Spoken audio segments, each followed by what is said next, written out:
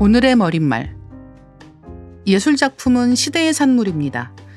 창작하는 사람도 향유하는 사람도 시대의 공기 안에서 감흥합니다. 그래서 베스트셀러는 신이 내린다는 농담을 하거든요. 계획한다고 되는 건 아니라는 점에서 그렇습니다. 하지만 재발굴되고 재평가되며 자기 자리를 찾아가는 멋쟁이 작품들을 보고 있자면 어쩐지 인간의 훌륭함을 조금 더 믿어보고 싶어집니다.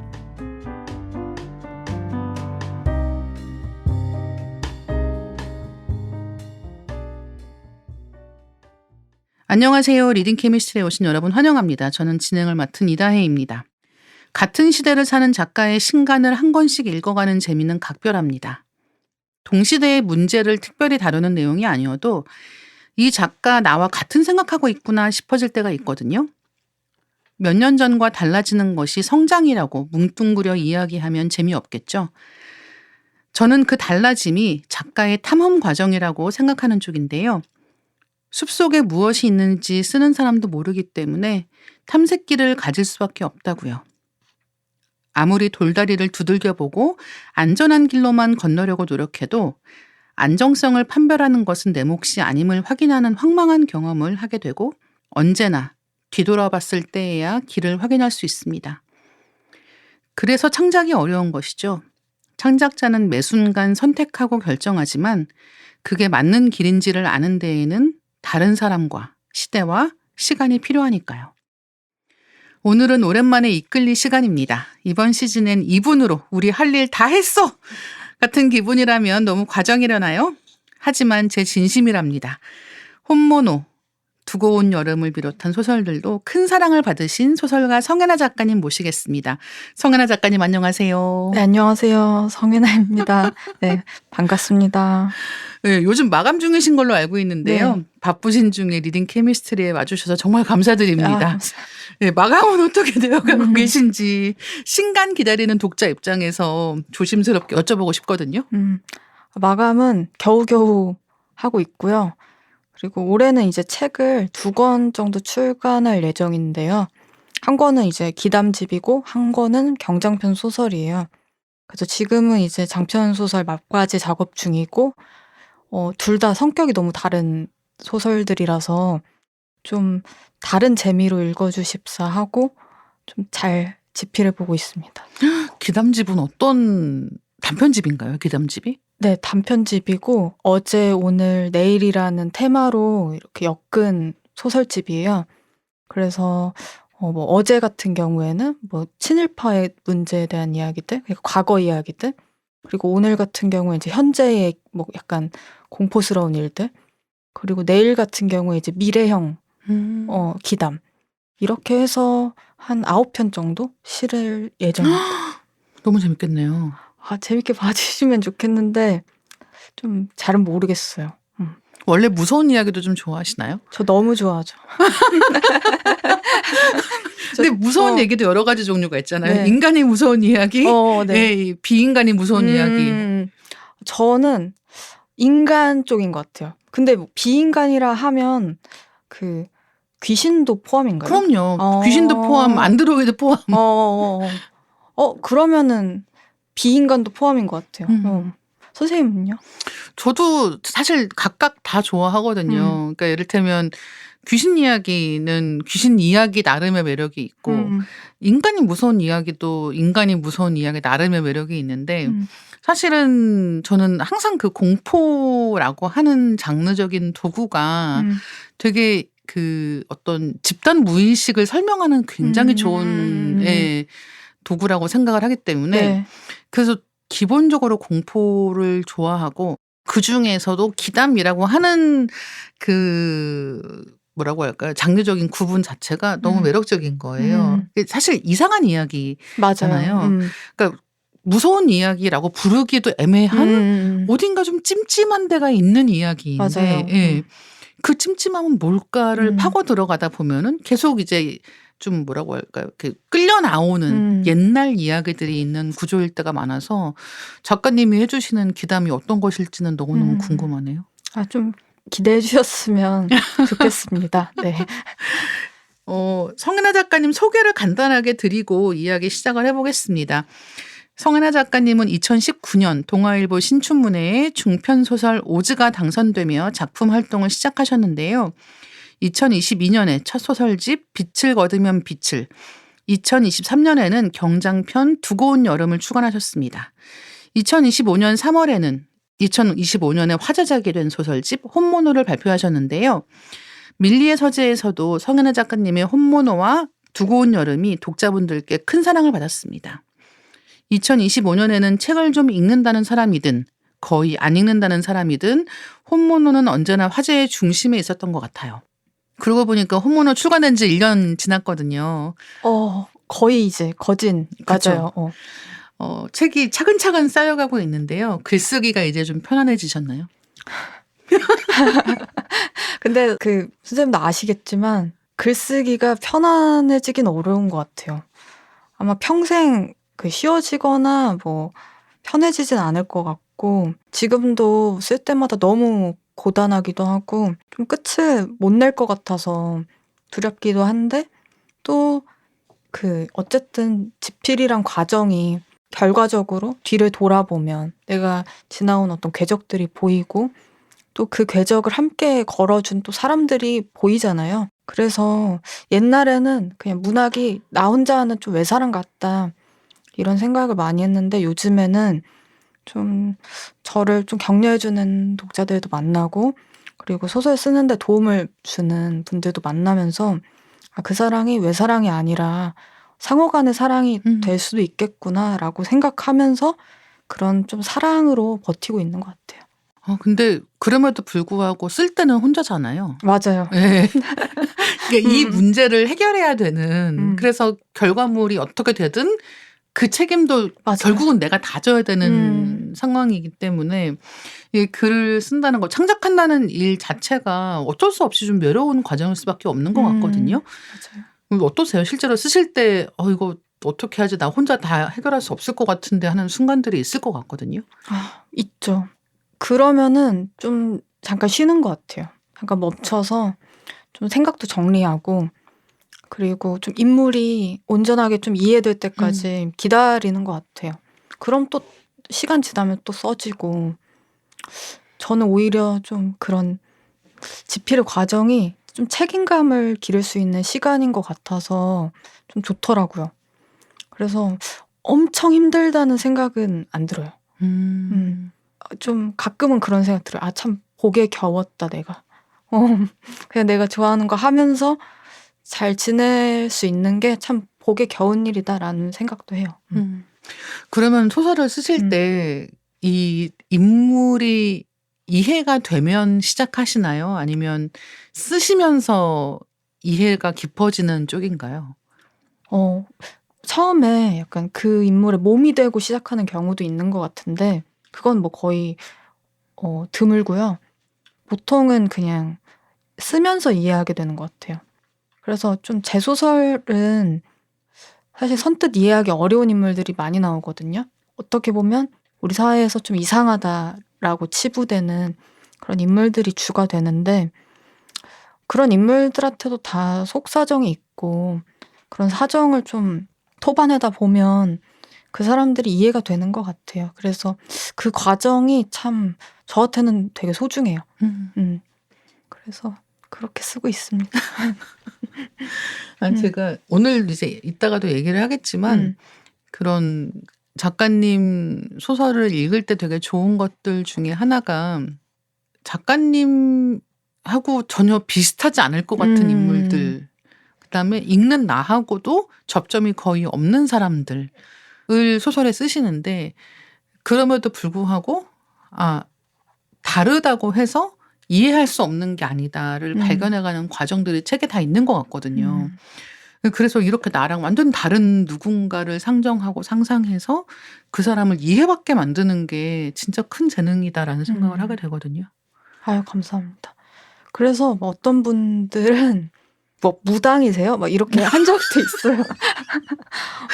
그래서 이 무슨 뜻이지? 약간 이렇게 좀 의아했던 기억도 있는데, 오히려 돌이켜보면 그만큼 좀 몰입을 잘했다는 방증이겠구나라고 생각도 들어요.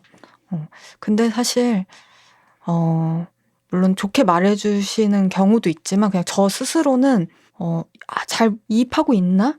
라는 의구심 들 때가 더 많은 것 같아요. 쓰고 나서도 그렇고 쓰면서도 그렇고.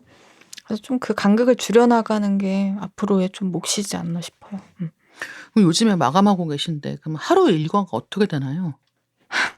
제가 항상 와식 생활을 했거든요. 네. 그러니까 맨날 누워 있었어요, 집에서. 그러다 보니까 턱이랑 좀 허리가 어느 날부터 안 좋아지기 시작하는 거예요. 그래서 요즘에는 좀 30분 이상 운동을 좀 하려고 해요. 그래서 아침에 일어나면 30분 걷고 그리고 좀 30분은 좀 근력 운동을 하면서 좀 허리를 좀 단련시키고 있어요. 헬스장 같은 데 가시는 거예요? 헬스장은 작년에는 많이 갔는데 올해는 그냥 집에서. 벗어나기가 싫더라고요. 네. 침대는 벗어났으니까 네. 이것으로 충분하지 않은가라고 생각하며 맞아요. 집에서 간단하게 뭔가를 하고 계시다. 네, 맞아요. 집에서 그냥 매트 깔고 근력 운동하고 뭐 타바타 같은 것도 하고 그리고 그 스텝 머신이라고 있어요. 네. 그거 깔아놓고 이제 그 러닝머신 같은 건데 되게 접을 수 있는 그런 좀 간소한 러닝머신이에요. 그래서 그거 깔고 뭐 30분 걷고 이렇게 하다 보면은 좀 건강해지는 것 같아요. 나름. 네, 맞아요. 그리고 수요일 날은 태권도에 가요. 왜 태권도예요? 그냥 좀 한국의 얼과 정신을 좀 되새기고 싶기도 하고 이게 은근히 재밌더라고요. 원래 처음에는 그냥 물통 들고 그 런지하고 약간 이거가 다였거든요. 근데 지금은 좀 기압도 넣는 법도 배우고 그리고 좀 예의가 발라지는 것 같더라고요. 그게 좋아요. 맞아요. 그거 제일 중요하게 가르치잖아요. 맞아요. 인사하는 거. 맞아요. 관장님 안녕하십니까? 이렇게 하거든요. 근데 그런 것들이 그냥 뭐 괜찮은 것 같아요. 좀 나를 더 단단하게 만들어준다고 해야 되나? 아니 그러면은 성인반으로 가시는 거예요? 네. 그래서 저는 보통 오후반에 가는데 이제 직장인 분들은 거의 없으시고 그 아주머니 분들이 많으세요. 그래서 재밌어요. 그럼 수요일은 태권도 가시고. 네. 그리고 나머지는 다 유동적이에요. 그래서 책 읽고 뭐 영화 보고 시트콤도 보고 뭐 글도 쓰고 그러면서 지내고 하루에 최소 5매 그리고 최대 한 20매까지는 쓰려고 항상 하는 편이에요. 그래서 그거는 무조건 지키는 루틴입니다.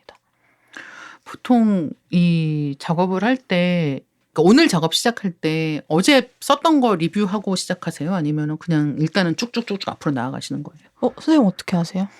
근데 저는 소설이 아니잖아요. 그래도. 저는 기본적으로 소설이 아니어서 또 그렇기는 한데 저는 가능하면 뒤를 안 보고 나아가기는 해요. 네. 그러면 나중에 퇴고를 하세요? 그쵸. 네. 한꺼번에? 한꺼번에 버릴 거를 빨리빨리 결정을 해서 저는 그냥 통으로 버릴 때도 되게 많거든요. 아예 써놓은 거를 아예 그냥 버리는 경우들도 있어가지고 기본적으로는 써놓고 그 다음에 결정을 하는 편이고 이제 경우에 따라서는 그 어제 써놓은 거 계속 보면서 이제 그 같은 자리에서 이제 뱅글뱅글 도는 경우가 있는 거죠. 그래서 근데 이제 그런 글은 뭔가 문제가 있는. 맞아. 나에게 네. 좀 미덥지 못한. 그러니까 이제 뭔가 문제가 심각한 상황이기 때문에 이제 그런 상황이 있을 때는 그냥 솔직히 쓰면서도 이거는 못 쓰겠다. 나중에 쓸 수가 없는 글이다라는 거는 알고 있는데 네. 그렇다고 이제 그걸 안 쓰면 진짜 큰일 나기 때문에 그냥 버릴 글이다 생각하고 쓰는 경우들도 있고 그렇습니다. 어떠세요? 저는 반대 같아요. 저는 좀 앞에 거를 이제 다 보고 그다음에 그날 쓸 거 쓰고 약간 퇴고를 좀 미리 하는 편이에요. 통으로 긁어내는 게 저한테는 좀 어려워요.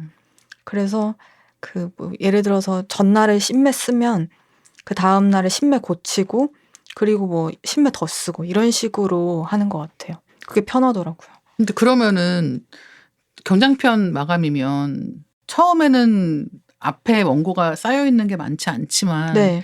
이제 작업이 좀 진행이 되면은 앞에 쌓여 있는 분량이 꽤 많잖아요. 네. 그러면 그 다시 보시는 부분은 처음부터 다시 다 보시는 거예요? 아니면 전날 작업분을 보시는 거예요? 전날 작업분이요. 그래서 이렇게 어. 순차적으로 조금씩 하는 것 같아요. 그리고 마지막에 한번 이렇게 쭉 읽어가면서 다시 고치고 그걸 한 3번 정도 하면은 좀 개운해지는 것 같아요. 그래도 사실 전혀 개운해지지 않는 구간들도 있거든요. 그쵸.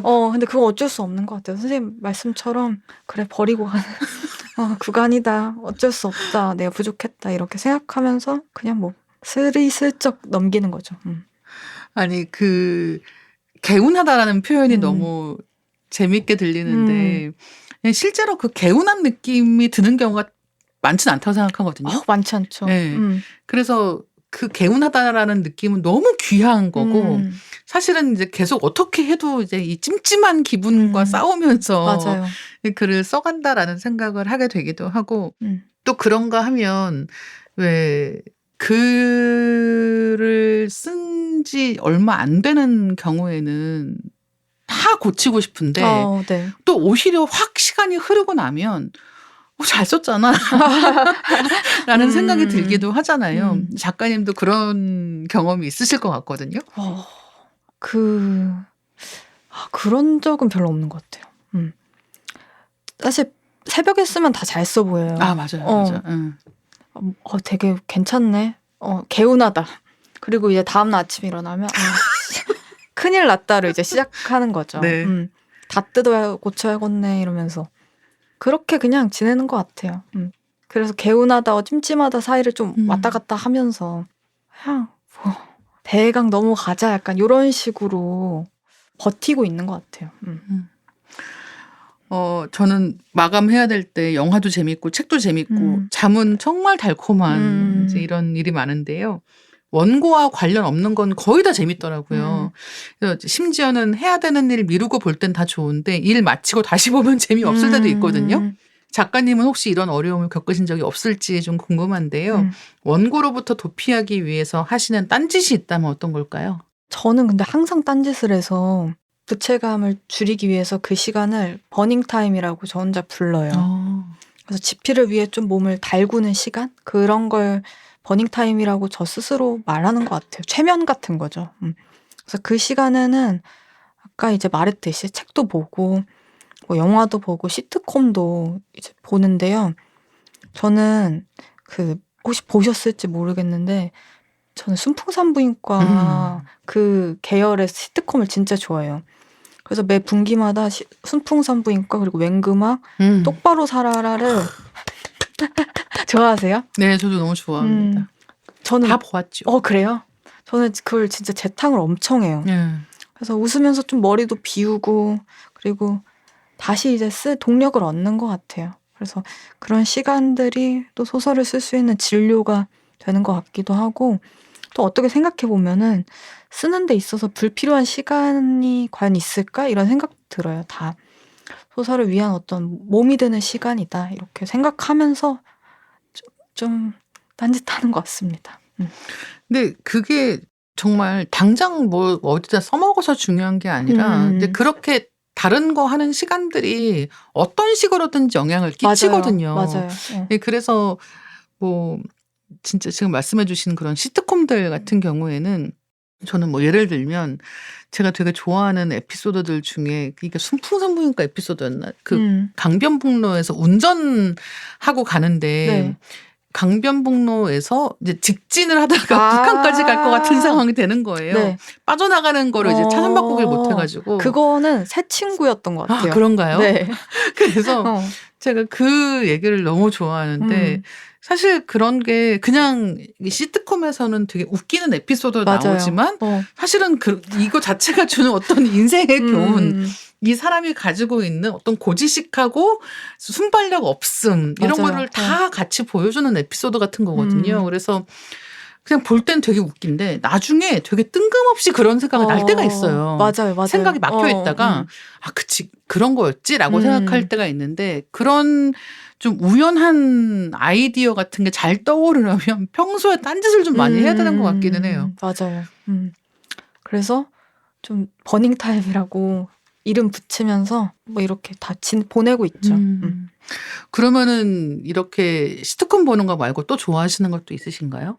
시트콤 보는 거 말고 뭐 영화도 보고 그리고 뭐 책 읽고 그리고 뭐 그냥 멍 때리기도 하고 그 집에 식물들을 좀 키우거든요.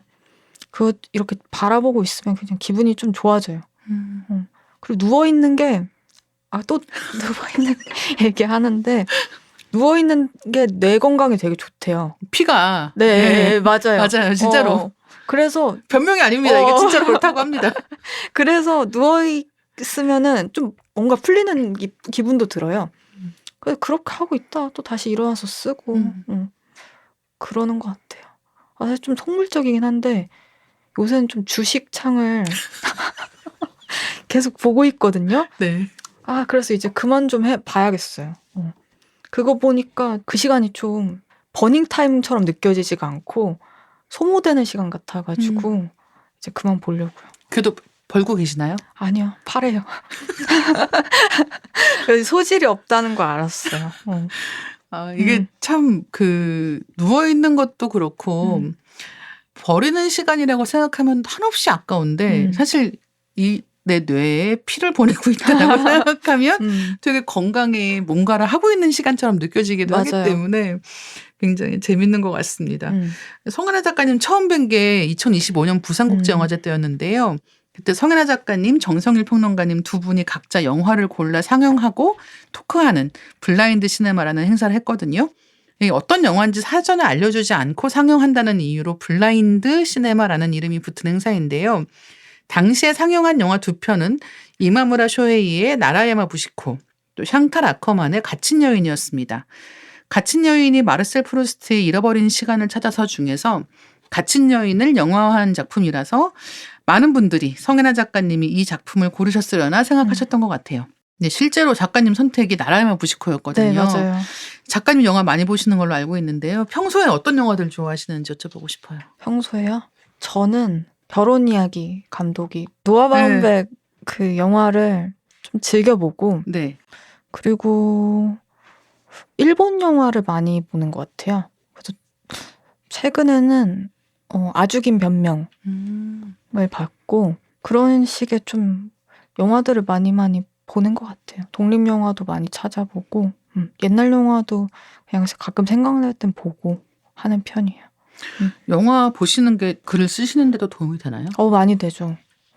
물론 너무 큰 영향을 받으면 좀 복제처럼 되는 경향이 있거든요. 그래서 그거는 좀 최대한 차치하려고 노력하고 그냥 보다 보면은 느껴지는 감각이나 그 감정들이 있잖아요. 그럼 그걸 많이 참고하는 것 같아요.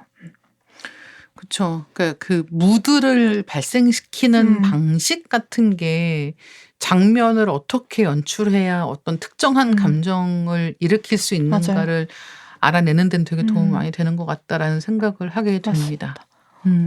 저는 션 베이커도 되게 좋아하는데 가끔 션 베이커 영화 보면 뭐 감각적으로도 되게 훌륭하지만 이 소재를 어떻게 이렇게 풀지라는 그 좀 독창성이 있어요. 그래서 그리고 그 인물들의 감정을 극도로 끌어올리는 호소력이 있거든요.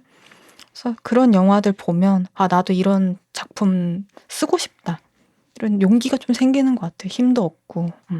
그리고 션 베이커 작품들은 약간 쿨한 게 별로 없거든요. 맞아요. 그러니까 이 쿨한 게 없다는 거는 이 인물에 대한 감독의 태도가 이렇게 멋있게 거리감 두고 그리려는 게 아니라 되게 가깝게 가서 맞아요. 같이 구렁텅이에 빠지는 느낌일 때가 있는 거예요. 맞아요. 근데 그런 게 이 사람이 연출자로서 가지고 있는 되게 매력적인 부분이라고 생각을 하는데 작가님 작품들도 그럴 때가 있다. 그래서 좋아하나 봐요. 약간 그렇게 담고 싶기도 하고. 네.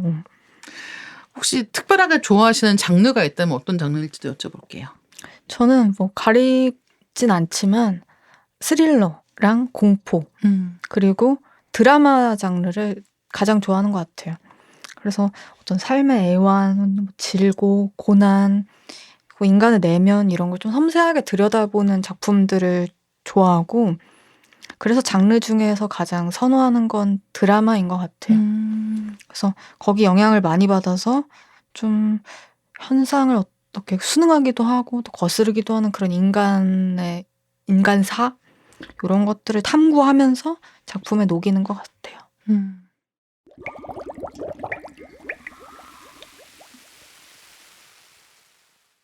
오늘은 성은혜 작가님 모시고 이야기를 나누고 있는데요. 작가님의 소설에서 인상적인 문장을 하나씩 골라서 소설 이야기 또 글 쓰는 이야기를 나누는 시간으로 꾸리면 어떨까 합니다. 첫 번째 작품은 2025년에 출간된 경장편 우리가 10번을 나고 죽을 때입니다. 이 작품은 건축학과 4학년 재서와 이본이 문 교수의 과제를 하러 경주로 떠나며 벌어지는 이야기를 그리는데요. 경주를 무대로 하고 있고 경주의 고택이 이야기의 중심에 있는데요. 무엇이든 하루라도 빨리 부수고 새로 지어야 똑똑한 것처럼 생각하는 시대에 살면서 우리가 10번을 나고 죽을 때를 읽는다는 것은 정말 크게 한숨 돌리는 기분을 주더라고요. 제가 이 책에서 고른 문장은 이렇습니다. 내 설계도가 시 안에서 머물지 않고 결안이 되어 시공될 수 있을까? 평생 평면 속에서 못 벗어나는 건 아닐까? 모색하는 과정에 있는 사람이라면 누구나 이런 기분에 휩싸이는 것 같습니다. 데뷔하기 전에 작가님도 마찬가지 아니었을까 싶은데요. 이 시 안으로 머물면 어떡하지 하는 두려움이 작가님께도 있었을까요? 그런 흐릿한 마음이 가득할 때 어떻게 하셨을지 여쭤보고 싶습니다. 저는 그 등단하기 전에는 사실 그런 좀 두려움이 많이 없었던 것 같아요. 그냥 해맑았고 그래서 뭐 잘 되겠지 막 이러면서 그냥 그 시절을 무감히 넘겼던 것 같아요. 근데 진짜 등단 후에 고민이 더 커졌어요. 그래서 우리가 뭔가를 이루고 싶을 때는 되게 흐릿하게 그 청사진을 그려놓잖아요. 저도 이제 작가가 되면 뭐 순항이 이어질 거라고 좀 어리석은 낙관 같은 걸 가졌던 것 같아요. 그래서 뭐 청탁도 되게 많이 받고 책도 되게 순탄하게 잘 내고 그리고 독자도 많이 생기고 뭐 북토크도 하고 이런 미래를 그렸는데 현실은 그렇지가 않더라고요. 그래서 첫 책 내기까지의 과정이 되게 저로서는 좀 벅찼어요. 그래서 등단하고 4년 동안 청탁이 진짜 거의 없어서 제가 투고를 진짜 많이 했는데 문을 이렇게 두드려도 잘 열리지가 않더라고요. 그래서 뭐 그럴 때는 조금 뭐 힘들기도 하고 뭐 좀 버겁기도 하고 했는데 뭐 그냥 뭐 그래도 되겠지 뭐 읽어주는 사람이 언젠가는 생기겠지 그런 식으로 생각하면서 버텼던 것 같아요. 그리고 그 시절에 이제 되게 가뭄에 단비 내리듯이 가끔 이제 서평을 SNS나 뭐 블로그 같은 곳에 올려주시는 그 독자분들이 계셨어요. 그래서 그런 것들을 읽으면서 진짜 큰 힘을 얻었던 것 같아요. 그래서 그게 지금을 만들지 않았나 싶기도 해요. 항상 그래서 감사한 마음을 가지고 있는 것 같아요. 근데 진짜 글을 읽고 글을 남겨주시는 게 진짜 말도 못하게 큰 도움이 된다. 맞아요. 예, 라는 말씀을 꼭 드리고 싶은데 그런 경험이 있으셨나요? 저도 당연히 예, 그런 글 읽는 게 큰 도움이 될 때가 많이 있고 그리고 사실 이게 참 이상한 얘기지만 꼭 잘 썼다고 해서 많이 알려지는 것도 아니거든요. 예. 모든 창작물이 그래요. 그러니까 아까 제가 이제 오프닝에도 얘기했지만 어떤 작품이 뭐 이게 소설이든 아니면 뭐 영화나 뭐 다른 무엇이든 어떤 작품이 이제 많이 알려지고 뭐 유명세를 얻고 하는 데는 너무 많은 것들이 필요하기 때문에 맞아요. 그게 단순히 이 작품이 좋다 요거 한 가지만 갖고 되는 건 아니거든요. 또 다른 말로 하면 충분히 좋지만 그만큼 알려지지 않는 작품들도 있고 그게 맞아요. 작가 입장에서는 너무 아픈 손가락 같은 데가 있는 거예요. 근데 누군가가 이걸 읽고 있다라는 것을 아는 것만으로도 사실은 이 글이 독자를 잘 찾아갔구나. 그러면 됐다. 맞아요. 라는 생각이 들거든요. 작가님께도 그런 순간들이 되게 있었을 것 같아요. 그죠. 사실 지금은 많이 찾아보진 않거든요. 근데 예전에는 진짜 에고 서칭을 엄청 했어요. 근데 제가 뭐 자주 종종 얘기하는데 이제 첫 책 내고 많이 알려지지 않은 시점에 어떤 한 분이 지속적으로 그 리뷰를 올려주셨어요. 근데 저한테는 그 리뷰들이 진짜 너무 소중했어요. 그래서 이제 후에 그분한테 이제 DM을 보내서 내가 책을 보내드리고 싶다. 첫 책은 꼭 당신에게 먼저 드리고 싶다 했는데 처음에 거절하시더라고요. 나는 그냥 좋아서 한 거다 해서.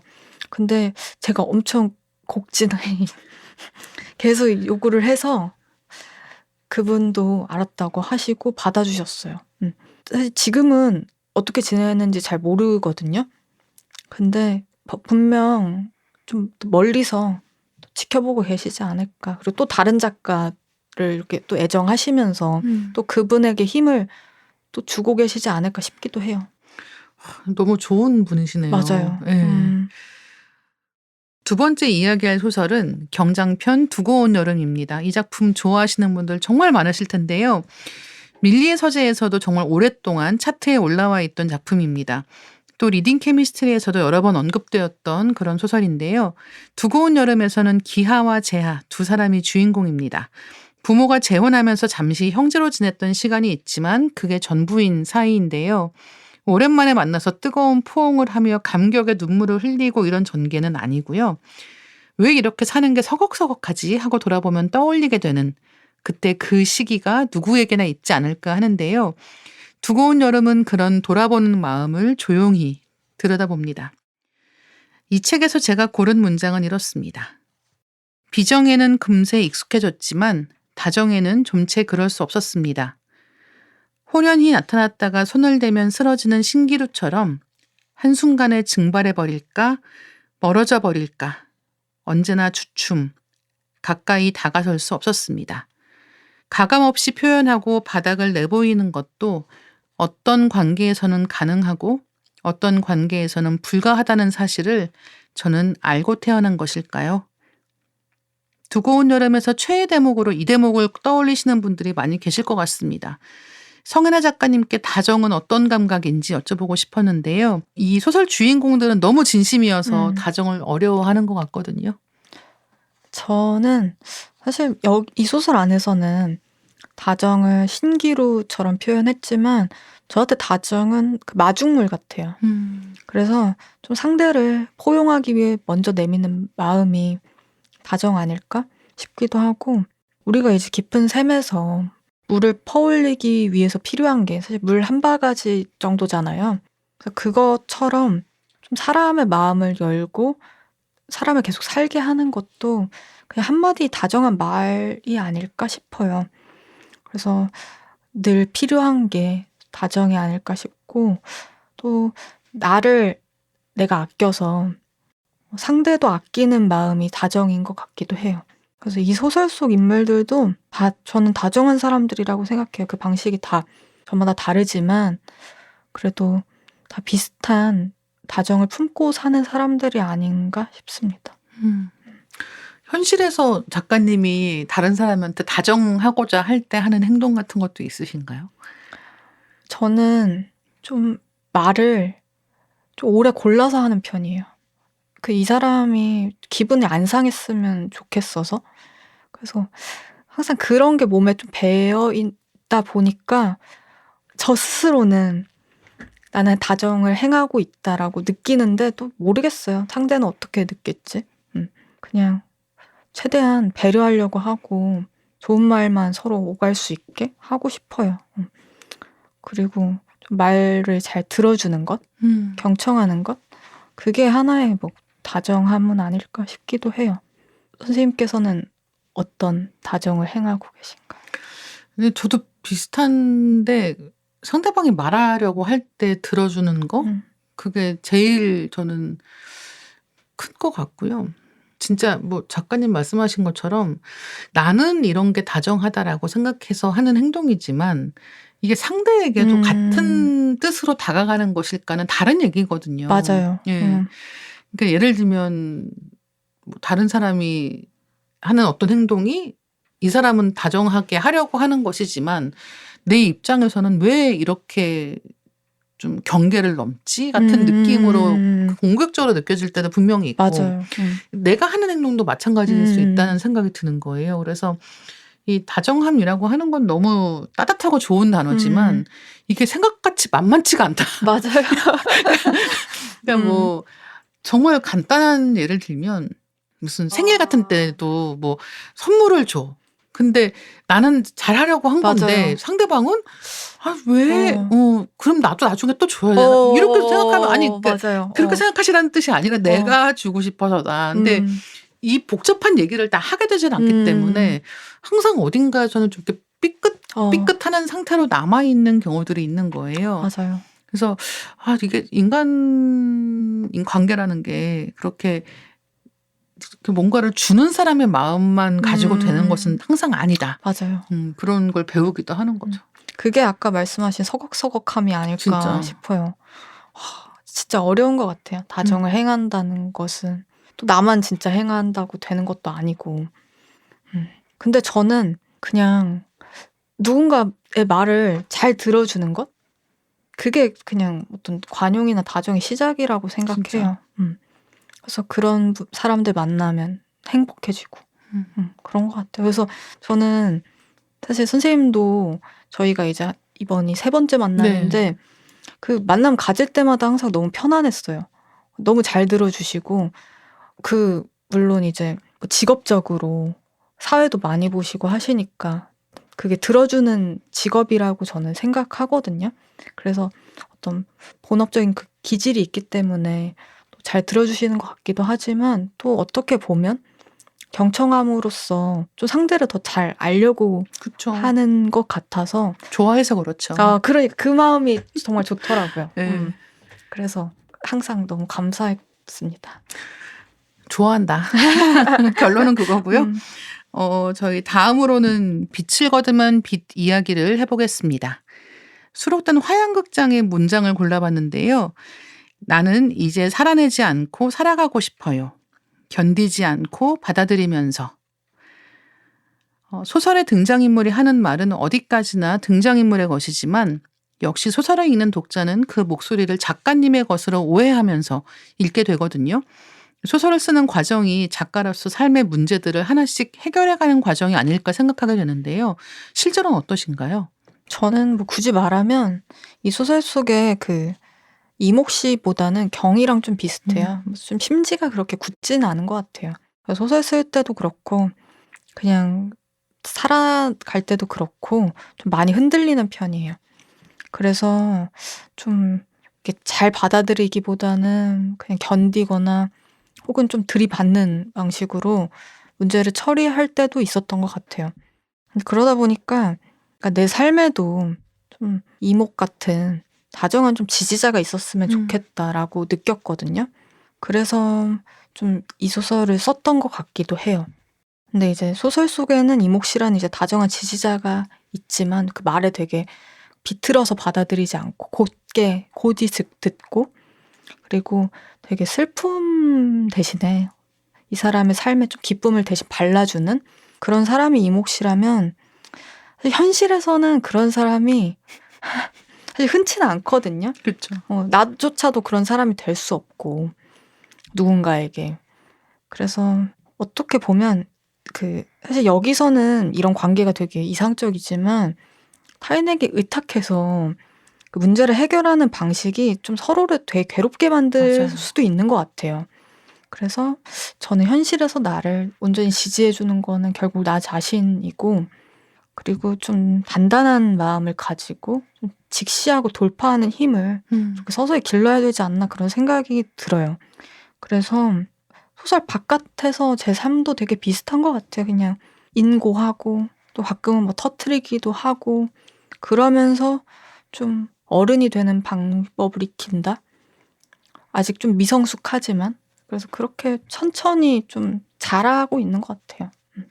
이 소설에서 지금 말씀해 주신 것처럼 그러니까 우리는 남을 볼 때는 되게 '저 사람은 되게 안정돼 있어. 저 사람은 이렇게 심지가 잘 흔들리지 않는 것 같아라는 생각을 더 쉽게 하는데 맞아요. 자기 자신에 대해 생각할 때는 항상 불완전한 부분이 먼저 보이고 그래요. 맞아요. 너무 불안정하고 그리고 뭔가 되는 것도 없고 근데 항상 누군가는 나를 보면서 또 저 사람은 안정적인데 라고 맞아요. 생각하고 있잖아요. 그래서 제가 이제 옛날에 이제 엄마랑 그런 얘기를 했었는데 세상의 모든 엄마들은 자기네 친구 자식에 대해서 얘기하잖아요. 그 엄친딸에 대해서 얘기하잖아요. 뭐 네. 누구네 집 누구는 뭐 어떻게 했다더라. 뭐 어느 회사를 들어갔다더라. 뭐 아니면 뭐 결혼을 하는데 뭐 배우자가 어떤 사람이라더라. 이런 네. 얘기를 막 맨날 하잖아요. 그래서 이제 막 왜 그 집은 이렇게 애들이 잘 하는데 너는 왜 이렇게 있는 거니? 라는 얘기를 할 때 항상 제가 엄마 나도 엄마 친구들이 보면 나도 엄친딸이야 라고 얘기를 했었거든요. 그러니까 항상 이게 내 문제, 우리 집 문제를 볼 때하고 남의 집 문제를 볼 때하고 너무 달라지는 부분들이 있어서 맞아요. 어떤 부분에서는 그 약간 그 균형감 같은 거 그러니까 내가 생각하는 문제가 아주 그렇게 크지 않을 수 있고 남이 가지고 있는 좋은 것도 그렇게 대단하지 않을 수 있고 라고 하는 게 되게 중요한 거예요. 근데 쉽지 않죠. 쉽지 않죠. 맞아요. 근데 너무 나를 초라하게 보는 것도 사실 그렇게 좋진 않은 것 같아요. 그리고 그렇다고 남을 너무 낮게 보는 것도 저는 좋지 않다고 생각해요. 그래서 그냥 똑같은 시선으로 본다. 그렇게 사는 게 사실 가장 마음 편한 것 같아요. 근데 잘 되지도 않죠. 그렇죠. 그 어떤 균형을 잡아가는 게 좀 어떤 어른이 되는 방식 아닌가 싶기도 해요. 그렇죠. 그래서 잘 누워 있으면 이게 좀 생깁니다. 그러니까 너무 누워만 있으면 또 약간 좀 깔아놨는데 네. 좀 잘 누워 있으면 그러니까 이 피로를 잘 풀어주고 그죠. 나를 너무 이렇게 옥주지 않고 자주 누워 있는 방식을 택하는 것이 맞아요. 실제로 도움이 된다. 오늘 약간 동료가 생긴 것 같아요. 누워 있는 동료. 누워있는 다른 집의 침대에도 누군가가 누워 있다. 그리고 그걸 다 약간 낙관적으로 본다. 그렇죠. 네. 머리에 피가 통했된다. 네 번째 문장은 작가님이 참여하신 엔솔로지 걷다에 수록된 단편 후보에서 가져왔습니다. 이 작품은 초석이 재즈 뮤지션 박성현 선생님의 삶과 음악이라고 알고 있는데요. 성현아 작가님과 두 번째 배웠을 때가 이 박성현 선생님에 대한 다큐멘터리 디바 야누스 GV 때였거든요. 그때 뮤지션 선우정아님과 함께 토크를 하셨는데요. 이 소설에는 이런 인상적인 문장이 나옵니다. 다른 건 몰라도 낭만에는 때묻히고 싶지 않아. 인생의 뒤안길로 물러난 이들이 퇴보했다고 말하는 대신 후보했다고 말하는 일. 뒤를 돌아보며 삶을 새로이 정리하고 받아들이는 일을 다루고 있습니다. 작가님의 낭만은 어디에 깃들어 있나요? 제 낭만은 제 삶 전반에. 이건 농담이고요. 저는 어떻게 보면 좀 지름길을 마다하고 좀 둘러서 가는 것? 그게 낭만이라고 생각해요. 그래서 그런 삶에 낭만이 스며 있다고 느껴요. 그래서 그게 억지로 만들어지는 게 아니라 좀 자연스럽게 녹아있는 것이다 라고 생각해요. 예를 들면 그 이 소설 속에서 사실 주요 인물은 그 일평생 이제 재즈의 몸을 담은 세실이라는 사람이에요. 그래서 이 박성현 선생님을 모토로 삼은 인물인데요. 이 인물의 삶도 저는 되게 낭만적이라고 생각해요. 그렇지만 제가 생각하기에 저는 이 철물점을 운영하면서 맨날 재즈를 들으러 오고 그리고 공연을 보러 오는 이 근성이라는 사람의 삶도 되게 낭만적이라고 여기거든요. 그래서 누군가를 응원하고 지켜보고 사랑하는 그런 마음? 저는 그게 낭만인 것 같아요. 그래서 사랑이 사실 직선이 아니라 곡선이라고 생각해요. 그래서 어떤 지점에서는 막 굽이칠 때도 있고 막 꺾일 때도 있는데 그걸 유지하는 사람들도 꼭 있어요. 그런 사람들이 우리가 흔히 덕후라고 하는 그 되게 용감한 자들인 것 같아요. 그리고 어려운 사랑을 평생 유지하는 사람들인 것 같아요. 그래서 저는 그런 순도 높은 사랑을 항상 되게 경외하는 것 같아요. 그래서 이제 선생님 같은 경우에도 어떻게 보면 영화를 평생 보고 글을 쓰는 그런 삶을 이제 이어나가시고 있잖아요. 그런 것도 되게 낭만적인 삶이 아닐까 싶어요. 그리고 사실 뭔가를 사랑하게 되면 꿈을 갖게 되잖아요. 그 꿈꾸는 삶이 결국엔 낭만적인 삶이 아닐까 싶어요. 그래서 저도 비슷한 것 같기도 하고. 그렇습니다. 뭔가의 덕후이셨던 적이 있나요? 근데 저는 항상 말하거든요. 뭔가에 저는 깊이 잘 안 빠져드는 사람이었던 것 같아요. 평생. 근데 그래도 자잘하게 계속 좋아했던 것들은 있었던 것 같아요. 예를 들어 글도 계속 써왔고, 그리고 재즈도 되게 계속 좋아해왔고, 지금도 즐겨 듣고 있고, 뭐 그런 것들? 그런 것들이 좀 저를 만들지 않았나 싶어요. 진짜 저도 뭔가 이렇게 엄청 팬이라고 할 만큼 막 빠졌던 적이 없어가지고 이제 이런 아이돌 덕질하는 친구랑 이런 얘기를 한 적이 있는데 그 친구의 말에 따르면 약간 덕질도 유전자가 있다는 거예요.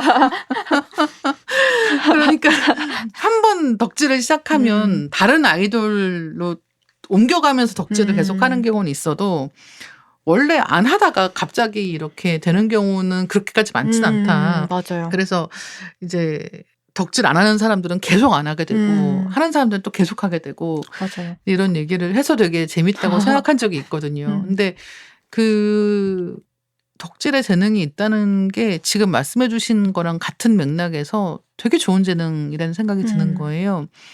그러니까 뭐 꿈을 갖는다는 거, 그리고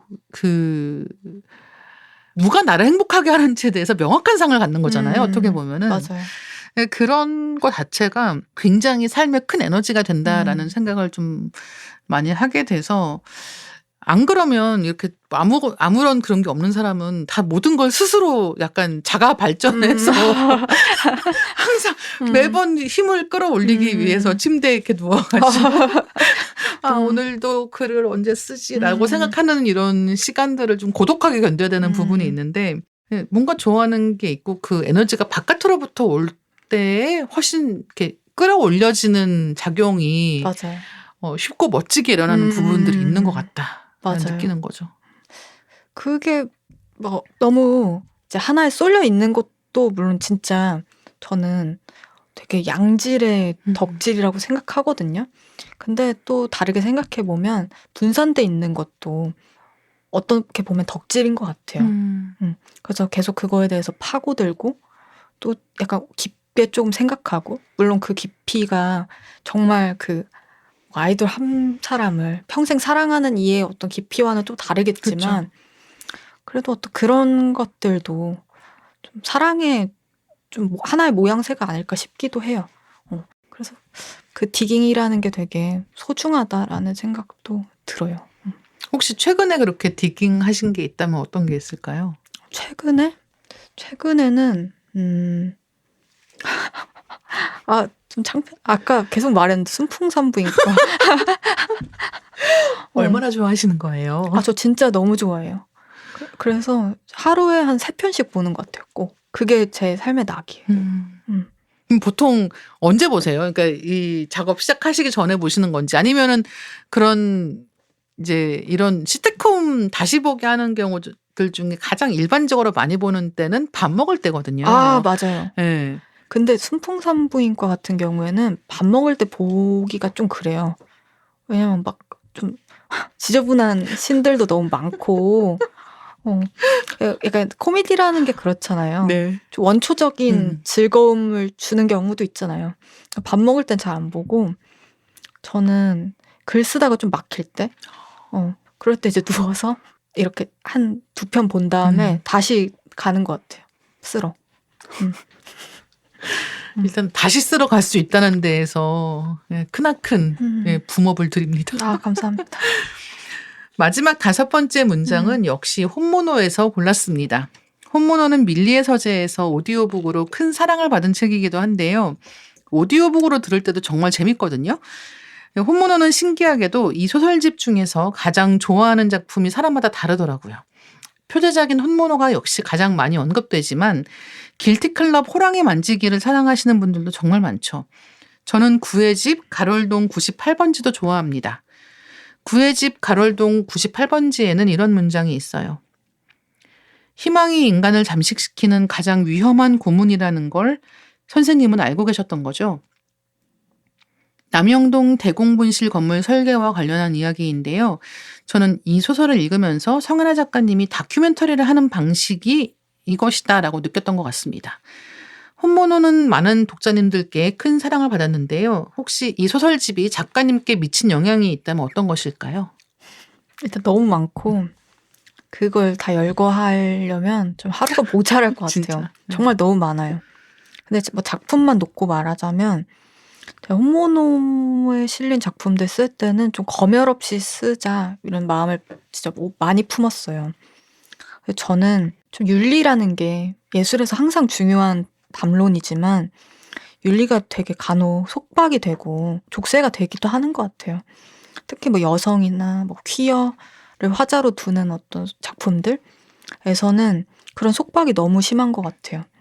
뭐 이런 표현은 되게 위험하고 이런 표현은 불편하고 이런 걸 외부에서도 주지만 이런 압박을 내부에서도 그쵸. 나 혼자 스스로 싸우는 경우가 되게 많아요. 그래서 저는 뭐 길티클럽 쓸 때는 주인공이 그 이빨 빠진 호랑이를 만지는 장면, 그리고 잉태기 쓸 때는 이 시부랑 며느리가 되게 과감히 그런 싸우는 장면들, 이게 과연 들어가도 괜찮나? 이런 고민들이 되게 많았어요. 읽는 사람들이 너무 불편해하지 않을까? 뭐 여성을 너무 부정적으로 소비하는 방식이 아닐까? 뭐 이런 생각들을 되게 많이 했던 것 같아요.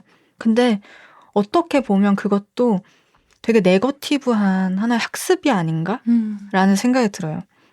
그래서 좀 그런 관습을 조금씩 타파하면서 쓰고자 하는 것 같아요. 그래서 저도 그렇고 사실 되게 많은 여성 작가들이 저는 더 불편하고 더 이상하고 좀 더 집요한 작품들을 썼으면 좋겠어요. 이런 어떤 속박에서 벗어나서. 물론 막 그게 누군가에게 상처 주는 방식으로 쓰여져서는 안 되지만 뭔가 새로운 화두를 던지거나 문제를 꼬집는 그런 의도라면 눈치 보지 않고 쓰는 게 훨씬 좋겠다. 이런 생각이 들어요. 그걸 지향해야 하지 않나. 그래서 저도 그러고 싶고 네, 그렇습니다. 그렇죠. 그리고 저는 혼모노 같은 경우는 약간 소설과 재능에 대한 이야기 아닌가라고도 생각을 했던 것 같아요. 그러니까 이 무속인이라고 하는 주인공의 특정한 직업만 생각하면은 안 그럴 수 있지만 이게 일반적으로 얘기해서 내가 그것을 가지고 있는가? 이게 어떤 경우에는 뭐 창작하는 재능일 수 있고 어떤 경우에는 이런 신이 나에게 지금 함께 있는 것인가 하는 확신일 수도 있고 그리고 사실 창작하는 사람들은 저는 항상 내가 진짠가? 이 생각 진짜 다 하는 것 같거든요. 내가 맞는 일을 하고 있는 건가? 내가 진짜가 맞는 걸까? 내가 맞는 자리에 있는 걸까? 이 고민을 하지 않고는 도저히 다음 단계로 넘어갈 수가 없는 경우들이 많아서 사실은 이 혼모노 읽으면서 일종의 소설에 대한 소설 같은 것으로 읽어도 너무 재밌다라고 생각을 했고 근데 재밌게도 제목이 혼모노인 거죠. 예. 그러니까 만약에 이게 다른 뭐 진짜, 네. 진정성 뭐 이런 식의 제목이었으면 네, 이제 진또배기도 누가 붙이더라고요. 진또배기 진짜. 근데 이제 그렇게 갔으면 이제 무슨 말인지는 훨씬 이해하기가 쉬워도 이 맛이 확 떨어지는 거예요. 맞아요. 예. 그럴 수 있죠. 근데 혼모노가 돼가지고 너무 그 설명하기 복잡하지만 다른 단어로 대체되지 않는 딱 그 무언가가 이 소설에 되게 잘 밀착된 거 아닌가라고 느끼게 돼가지고 제목 진짜 잘 지으셨다고 생각했던 것 같아요. 감사합니다. 근데 저도 아까 말씀해 주신 것처럼 좀 예술가의 삶을 좀 비유해서 덧대서 소설을 쓰고자 했어요. 그리고 어떤 그런 것들이 조금씩 녹아 있었어요. 뭐 이를테면 그 문수가 황보랑 만나서 토로하는 장면들이 있거든요. 뭐 이 판에서 그러니까 나 그거 진짜 젊은 늙으면 버림받는다 막 이런 그러니까. 씬들이 있어요. 근데 그런 것들이 어떻게 보면 창작자가 좀 고민하는 문제가 아닌가? 왜냐면 우리는 항상 평가가 따라 붙잖아요. 네. 근데 그 소진되는 과정도 사실 예술이 가장 좀 빠르다고 생각하거든요. 그래서 그 고유성을 언제까지 유지할 수 있나 이게 항상 창작자들의 고민인 것 같아요. 그런 것들을 좀 녹이려고 했어요. 그래서 되게 재밌어요. 그 소설 다시 한번 읽어보시면 지금 말씀해 주신 맥락에서 보이는 게 되게 많습니다. 그래서 이를테면은 신이 나와 있어서 내가 최상의 아웃풋을 냈다면 신이 없어진 다음에 나는 내가 아닌가? 그러니까 나는 대체 뭔가? 이 신이 있을 때 내가 진짜 난가? 없을 때 내가 진짜 난가? 맞아요. 이제 이런 문제부터 시작을 해서 그런 한때는 모두가 나를 찾아왔지만 더 이상 그렇지 않을 때 나는 무엇이 되는 것인가? 대체 나라는 사람은 어디 있는 것이고 그걸 나는 어떻게 증명해야 되는가? 그걸 증명하는 게 가능한가? 그럼 결국은 모두가 다 다른 사람의 눈에만 달려있는 거라면 그럼 나는 어떻게 이 세상을 살아가야 되는 것인가? 근데 이제 이 질문이 항상 너무 늦게 온다는 거예요. 네. 맞아요. 처음에는 정신없거든요. 너무 많은 것들이 오고 가기 때문에 거기에서 대처하느라 정신없는 시기가 있는데 이제 어느 순간 사방이 조용해지는 네, 그런 느낌이 되는 거죠. 근데 그때는 내가 혼자서 이 문제를 해결해야 되는데 이 문제를 해결하는데 나 혼자만의 힘으로는 부족해. 이제 이런 되게 이상한 단계에 있는 사람의 이야기이기 때문에 정말 여러 가지 면에서 이 작품을 다시 보게 되는 부분이 있고 아마도 제가 생각하기에는 혼모너 같은 경우는 아마 지금의 성현아 작가님을 이야기하기에도 되게 중요한 작품이지만 10년, 20년 뒤에 작가님을 이야기할 때에도 너무 중요한 작품이 되지 않을까 생각을 합니다. 근데 한편으로는 그런 생각도 들어요. 원히트 원더라는 말이 있잖아요. 저는 사실 그게 너무 무섭거든요. 내가 너무 이 작품으로만 계속 이야기되고 화두가 된다면 사실 그건 나한테 진짜 큰 족쇄가 아닐까? 그런 걱정을 하실 필요가 없는 게 두고 온 여름이 있잖아요. 근데 사실 뭔가 지금도 중요하지만 창작자에게 중요한 건 앞으로잖아요. 네. 그래서 이걸 뛰어넘는 내가 나를 이기는 뭔가를 만들어야 한다. 이런 좀 고민들도 항상 가지고 있는 것 같아요. 네, 그런 생각이 드실 때는 저는 되게 간단한 해법이 있는 것 같은데 없는 것보다 낫다. 그러니까 이것도 없는 상황에서 계속 나를 증명해야 된다고 생각하는 것도 가능하잖아요. 그죠. 근데 어쨌든 내가 나를 더 이상 설명하지 않고도 이해하게 될 수 있는 무언가가 이미 있고 나는 이제 그 다음을 하면 된다라고 생각하면 오히려 좀 마음이 홀가분하지 않나라고 생각을 하거든요. 그렇게도 생각할 수 있네요. 네, 진짜로. 그래서 어쨌든 저는 작가님 같은 경우는 두고 온 여름 좋아하시는 분들 진짜 많거든요. 그래서 혼모노가 너무 이렇게 확 크게 존재감이 부각되기 때문에 너무 얘가 이렇게 앞을 가로막고 있는 큰 산처럼 느껴질 수도 있는데 전혀 그렇지 않고 두고 온 여름이 있다.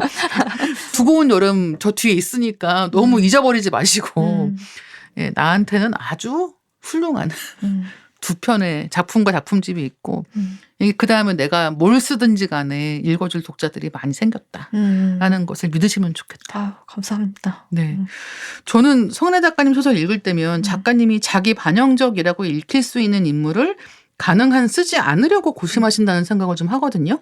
그러니까 소설이 소설일 수 있게 소설이 혼자 설 수 있게 만들려고 하시는 것 같다고 해야 될까요?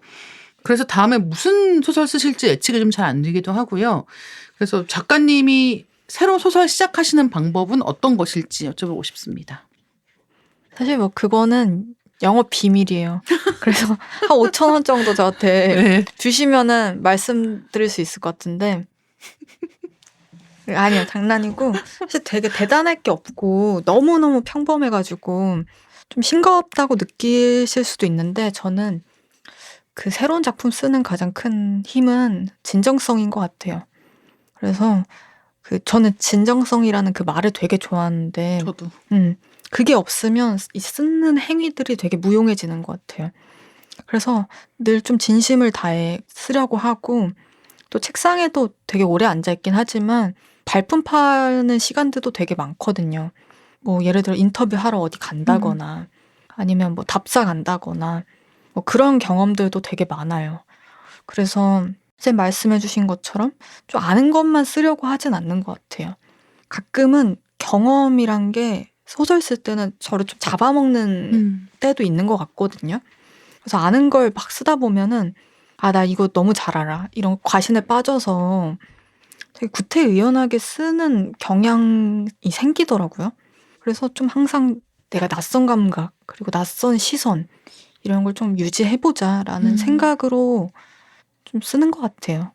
그래서 좀 제가 잘 모르는 삶을 좀 간접적으로나마 체득하는 과정이 어떤 그런 취재, 답사가 아닐까 싶고, 그렇게 좀 작가의 몸이 아니라 인물의 몸으로 쓰고 막 느끼다 보면 저도 몰입하게 되고 또 바깥의 독자분들도 같이 몰입하게 되는 것 같아요. 그래서 그런 좀 진정성, 진심 이런 것들이 사실 다음 작품에 쓰는데 가장 중요한 게 아닌가 싶어요. 그 인물의 몸이 된다는 게 엄청 중요한 부분인 것 같거든요. 그러니까 왜 문체라는 말 할 때 체자가 몸체자 쓰잖아요. 맞아요. 예. 그러니까 스타일 영어로 스타일이라고 하는데 그게 이 문체 스타일이라고 하는 게 별게 아니라 그 어떤 문장의 형태로 된 몸을 갖는 거란 말이에요. 근데 결국은 이 인물이 자기 목소리를 갖게 만들려면 이 사람이 몸을 가져야 되는 것이고 그 몸은 언어화된 형태로 존재하는 것이기 때문에 결국은 이 작가가 이 인물의 몸을 갖지 않고는 이 인물이 혼자 자기 목소리를 가질 수가 없다라는 맞아요. 생각을 하게 되고 그래서 지금 말씀해 주신 뭐 취재를 한다든가 하는 방법들이 굉장히 중요해지는 거 아닌가라고 이제 생각을 하게 됩니다. 작가님 영화도 되게 좋아하시고 그러는데요. 좋아하시는 영화나 좋아하시는 책 이야기 좀 들려주시면 어떨까 합니다. 일단 오늘 좀 꼽고 싶은 작품은 그 사카모토 준지의 영화 그 오키쿠와 세계 보셨죠? 네. 그리고 그 얼마 전에 나온 에세이인데요. 그 세라탈로라는 고고학자의 어떤 죽음의 방식이라는 에세이예요. 그래서 이게 오키쿠와 세계 같은 경우에는 삶을 다루고 있고 또 이 세라탈로의 어떤 죽음의 방식은 죽음을 다룬 작품인데 둘 다 어떤 사랑과 순환을 다룬다는 점에서는 되게 비슷한 것 같아요. 그래서 이 오키쿠와 세계 같은 경우에는 낮은 곳과 높은 곳을 아우르면서 좀 사랑을 관통하는 그런 영화인 것 같고, 그리고 어떤 죽음의 방식은 구석기와 현재까지 이렇게 잘 담아내면서 그 한 인간의 사랑을 잘 보여줘요. 그래서 하나는 되게 단정하고, 오키쿠와 세계는 그 사실 그 주인공이 그 분뇨를 푸는 사람이잖아요. 근데 그 영화 자체는 되게 단정하고 되게 깔끔해요. 그래서 하나는 되게 단정하고 그 어떤 죽음의 방식은 굉장히 절절해요. 그래서 담아내는 방식은 둘이 되게 다르지만 어떤 그 안에 깔려있는 것들은 그 세계를 움직이고 사람의 삶을 지속시키는 건 결국 사랑이다 라는 메시지가 있는 것 같아요. 그래서 이 에세이와 영화를 지금 오늘 딱 생각나는 그런 작품들이 아니었나 싶어요. 작가님이 그 약간 정념이 찰랑찰랑하는 작품들을 되게 뭐라고 할까? 그러니까 단순히 좋아하는 게 아니라 엄청 소중하게 생각하시는 것 같아요. 그러니까 그 뭐 사실 나라의 부시코도 그렇고 오키쿠와 세계도 그렇고 보면 이제 그러니까 이 진정성이라고 하는 게 요즘에는 사실 진정성이란 말 되게 안 좋게들 얘기 많이 하잖아요. 그쵸, 좀. 비판적으로. 맞아요. 그러니까 진정성을 요구하는 이 세태에 대한 어떤 불만 같은 것들도 되게 많은데 사실 그럼에도 불구하고 이 진정성이라는 말로만 설명되는 게 있다고 생각하거든요. 그러니까 되게 옆에서 보는 사람들이 이해하고 말고가 중요한 게 아니고 나한테는 이게 진짜야라고 맞아요. 생각하는 무언가를 가지고 있는 작품이나 이야기 아니면 캐릭터를 좋아하시는 것 같다라는 생각을 좀 하게 되고 지금 말씀해 주신 작품들도 그런 맥락에서 이야기할 수 있지 않나라고 느끼게 됩니다. 마지막 질문 드리겠습니다. 성은혜 작가님을 요즘 행복하게 하는 것이 있다면 무엇일까요? 너무 많이 말했어요. 순풍산부인과인데요. 저는 진짜 이게 이미 봤던 건데 또 보면은 또 색다르고 그리고 그 다른 입장에서 계속 서게 되는 것 같아요. 그쵸, 맞아. 이 인물이 막 전에 봤을 때는 뭐 정배가 제일 좋았는데 아니 이제 그 예를 드는 게 정배인 게 너무 웃겨. 첫 번째 예가 정배라는 게 너무. 사실 저 정배 너무 좋아하거든요.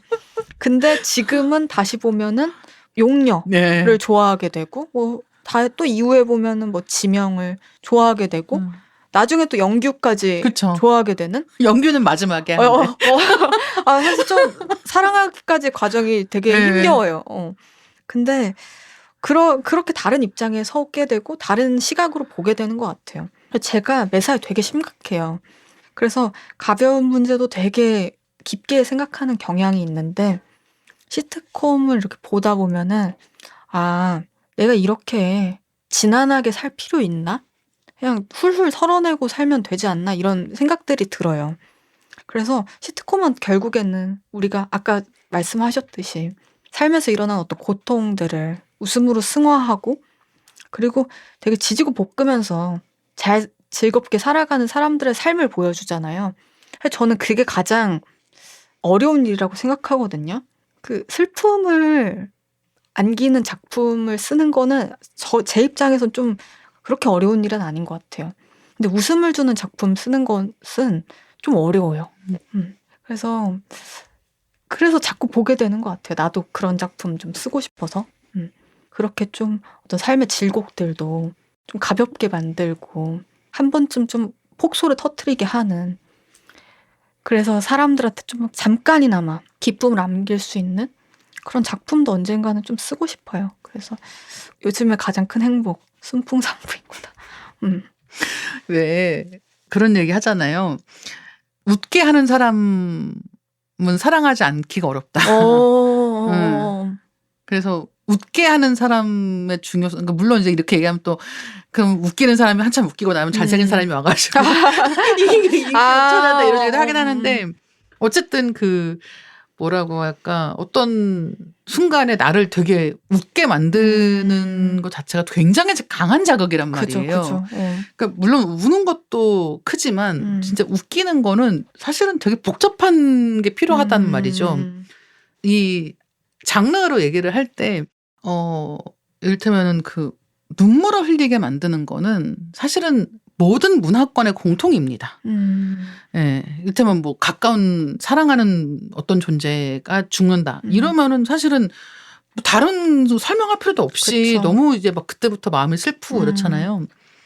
이거는 문화와 관계없이 공통적이지만 웃기려면 사실은 국경 넘어가면 안 웃기고 맞아요. 성별 달라지면 안 웃기고 시대 달라지면 안 웃기거든요. 그런 것들 너무너무 많아요. 그래서 옛날엔 웃겼는데 지금은 이제 웃음도 안 나오고 기분도 나쁘고 이런 거 너무너무 많은데 지금 이제 저희가 이야기한 이런 순풍산부인과 같은 그런 시트콤 같은 경우는 그때도 웃겼는데 지금 봐도 너무 웃겨 맞아요. 라는 생각이 들고, 그리고 이런 웃긴다라고 하는 게 또 되게 그 고도의 그 지적 설계가 필요한 이유는 리듬이 되게 중요하거든요. 그러니까 보통 어디서 이렇게 좀 쪼여놔야 네. 그 다음에 똑같은 게 반복될 때 빵 터지는 부분들이 있어요. 맞아요. 그러니까 그게 설계가 되게 잘 돼 있는 부분인 거예요. 그러니까 앞에 밑밥을 잘 깔아야 돼요. 맞아요. 그 다음에 뒤에서 그 비슷한 걸 반복하면서 빵 터트리는 건데, 이런 것들을 그 배우의 연기와